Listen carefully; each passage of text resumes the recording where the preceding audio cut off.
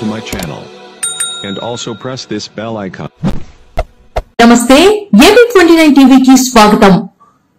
మరిన్ని అప్డేట్స్ కోసం చూస్తూనే ఉండండి AP29 టీవీ.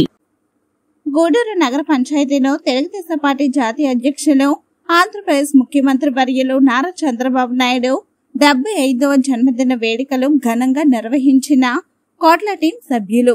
ఈ కార్యక్రమంలో మాజీ జడ్పీటీసీ సభ్యులు ఎల్ సుధాకర్ రెడ్డి, కర్నూలు పార్లమెంట్ తెలుగు యువత కార్యదర్శి చరణ్ కుమార్, మాజీ కేడీసీసీ అధ్యక్షులు ఆర్ భాస్కర్ రెడ్డి, గూడూరు పట్టణ బీసీసీఎల్ అధ్యక్షులు చెట్టికింద సురేష్ వీరి ఆధ్వర్యంలో నారా చంద్రబాబు నాయుడు 75వ జన్మదిన వేడుకల సందర్భంగా కేక్ కట్ చేసి సంబరాలు జరుపుకున్నారు. ఈ సందర్భంగా ఎల్ సుధాకర్ రెడ్డి, ఎం చరణ్ కుమార్ మాట్లాడుతూ నవ్యాంధ్ర రూపకర్త, ఆంధ్రప్రదేశ్ రాష్ట్ర అభివృద్ధి ప్రదాత శ్రీ నారా చంద్రబాబు నాయుడు నాయకత్వంలో ఆంధ్రప్రదేశ్ రాష్ట్రం అన్ని రకాలుగా అభివృద్ధి చెందుతుందని, రాష్ట్ర ప్రజలకు సుఖ శాంతులతో ఉండాలని తెలిపారు. దేశంలో ఆంధ్రప్రదేశ్ రాష్ట్రాన్ని అద్భుతంగా తీర్చిదిద్దే ఘనత ఒక చంద్రబాబు నాయుడికి ఉందని అన్నారు. రాష్ట్ర యువతకు ఉపాధి ఉద్యోగ అవకాశాలు కల్పించాలంటే చంద్రబాబుతోనే సాధ్యమని తెలిపారు. ఈ రోజు ఆయన పుట్టినరోజు సందర్భంగా డిఎస్సి నోటిఫికేషన్ ఇవ్వడం ఎంతో గర్వంగా ఉందని తెలిపారు. అలాగే రాష్ట్ర ప్రజలకు ఈస్టర్ పండుగ శుభాకాంక్షలు తెలిపారు.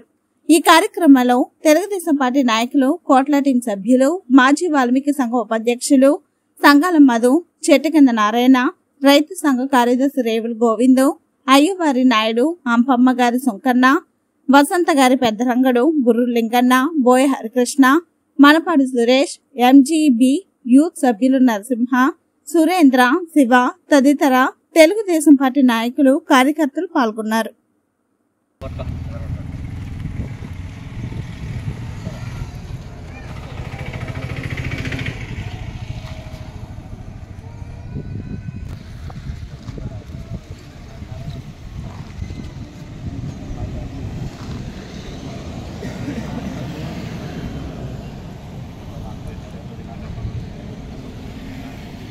మేము కంటిన్యూగా కట్ చేసి తినిపించుకుంటే వీడియో తీస్తున్నాం అంతే.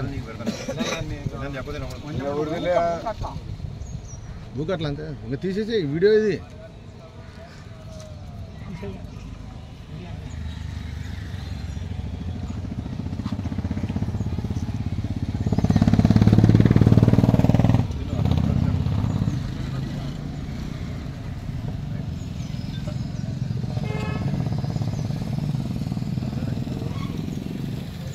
రెడీ అట్లే రెడీ చరణ్ అట్లే ఉంటా ఫోటో ఇది అట్లే ఫోటో ఇస్తాం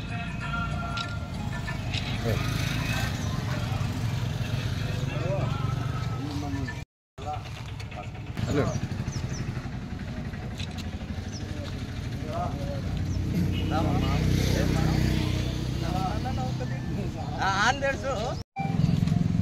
ఈరోజు మన ప్రియతమ ముఖ్యమంత్రి గౌరవనీయులు శ్రీ నారా చంద్రబాబు నాయుడు 75 జన్మదిన శుభాకాంక్షలు జరుపుకుంటూ, ముఖ్యంగా ముందుగా ఈరోజు క్రైస్తవుల ఈస్టర్ పండుగ కూడా మన వల్ల కూడా శుభాకాంక్షలు తెలుపుతూ, మరి ఈరోజు నారా చంద్రబాబు నాయుడు